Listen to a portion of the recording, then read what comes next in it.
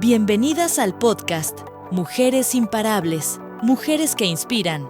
Nuestro tema, violencia contra las mujeres privadas de la libertad, con Saskia Niño de Rivera e Isela Sánchez. Estamos con dos mujeres imparables, dos voces que desde trincheras distintas enfrentan realidades igualmente duras. Niñas y mujeres adolescentes víctimas que viven violencias estructurales todos los días. En este primer bloque quiero compartirles un fragmento de la conversación que tuve con Saskia Niño de Rivera, cofundadora de Reinserta, durante el evento del 25 de noviembre. Le pregunté algo que considero fundamental para entender por dónde empezar a transformar la vida de las mujeres en México. Saskia, desde tu experiencia trabajando con víctimas y con instituciones, ¿cuál consideras que hoy es el reto más grande para erradicar la violencia contra las mujeres en México? El reto más grande para erradicar la violencia contra las mujeres en México es el acceso a la justicia, la pronta y eficaz atención a mujeres en situación de violencia sin la revictimización y sí, pronta y eficaz. Hoy uno de los grandes problemas que tenemos en materia de violencia de género es el sistema de justicia penal. No las atiende a tiempo. Tuve un caso donde una mujer estuvo 8 horas toda golpeada en el Ministerio Público, nunca la atendieron y prefirió regresar a su casa porque si regresaba su esposo a trabajar y no estaba la comida hecha, ella decía que la iba a matar. Lo que nos comparte Saskia refleja una realidad que se repite en todo el país. Violencias que no siempre se nombran y que afectan profundamente a niñas y mujeres. Tenemos una gran mujer que inspira a todas las poblanas, mi querida amiga y presidenta de los Derechos Humanos en Puebla, de la Comisión de los Derechos Humanos en Puebla, Isela Sánchez. Es un honor tenerte el día de hoy aquí con nosotros. Muchas gracias por la invitación, mi querida Zaira. Con mucho gusto. Tuviste la oportunidad de acompañarnos en el evento que tuvimos con Saskia. A mí me gustaría saber, desde tu experiencia en visitar a las personas y a las mujeres privadas de su libertad en Puebla, ¿cuál ha sido esa experiencia que has tenido? ¿Qué caso te ha marcado? ¿Y qué avances necesitamos en tema de derechos humanos para seguir defendiendo a las mujeres? Claro que sí. Mira, pues cuando yo llego a la Comisión de Derechos Humanos al inicio de esta gestión, uno de los grandes propósitos que me hice fue visitar los centros penitenciarios directamente, o sea, presidenta y personal. Porque yo creo que para poder conocer y hablar de una historia, justamente tienes que presenciarla, ¿no? Era muy fácil a lo mejor para mí decir, pues que vayan los visitadores, que den sus quejas las personas privadas de libertad, pero la verdad es que conocer los centros penitenciarios es lo que me llevó a organizar una campaña a estos. Y bueno, con el primero que iniciamos fue justamente con el de Cerdán, en donde se encuentran, como sabemos, pues concentradas todas las mujeres privadas de libertad en el estado de Puebla.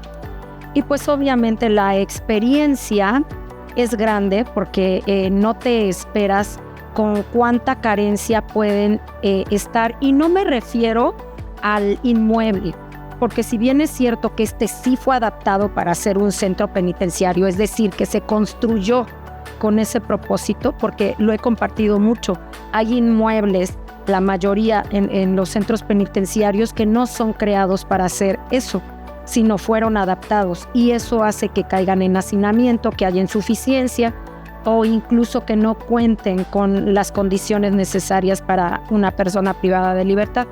En el caso concreto de Ciudad y en Cerdán, no es así. Es un edificio que cuenta con la mayoría de las situaciones en las que te pone una construcción para hacer un centro penitenciario. Pero el hecho de que esté tan lejos, que es de donde empiezan las quejas de las PPLs en Presidenta, es que caemos en estado de abandono, tenemos niños y no nos pueden venir a visitar. Entonces eso ha generado que nosotros tratemos de hacer vínculos con los gobiernos, y yo creo que esa sería una de las principales necesidades de ellas que hay que abordar. Algo que queda claro con ambas es que la violencia no se borra sola. Cuando toca la vida de una niña o mujer adolescente, sus efectos pueden acompañarla durante años. Por eso también hablé con Saskia sobre el impacto a largo plazo de estas violencias. Desde tu experiencia en Reinserta, ¿cómo impacta la violencia en niñas y adolescentes a largo plazo y cuáles consideras serían acciones fundamentales para su prevención? La violencia es normalizada. En las infancias la violencia desafortunadamente como un mecanismo de defensa es normalizada y que la manera en que se normaliza es disminuyendo las capacidades empáticas. La pregunta no nada más es la obvia respecto a las consecuencias que hay con una persona o una infante, una menor víctima de violencia, sobreviviente de violencia, sino como la ausencia de empatía por el mecanismo de defensa, de protegerse a sí mismo y de sobrevivir en entornos violentos.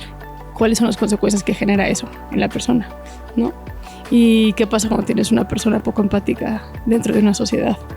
Sin duda. ¿No? Creo que no tengo que meterme más, Sí. Creo que cada quien puede hacer sus conclusiones. Y sí quiero decir esto como una consecuencia a mediana y a largo plazo, pero que es igual de importante que la primaria, que es la violación absoluta de derechos humanos por la violencia naturalmente intrínseca en esta conversación que estamos teniendo como violación absoluta a los derechos básicos de las infancias, ¿no?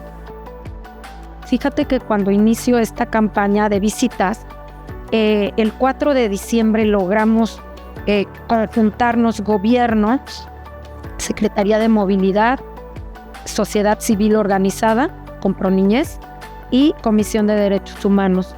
Y hacemos que en vísperas de la Navidad se lograran llevar a los hijos e hijas de las PPLs al centro penitenciario.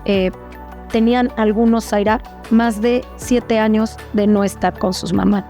A mí me preguntaba en una entrevista en México justamente mi querida Saskia y me decía, ¿qué ha marcado tu vida? El día que yo me vaya de la comisión, yo creo que es de los más grandes logros que me llevo, porque presenciar algo tan emotivo, ver correr mamás e hijos abrazarse, yo creo que como eso no hay nada, ¿no?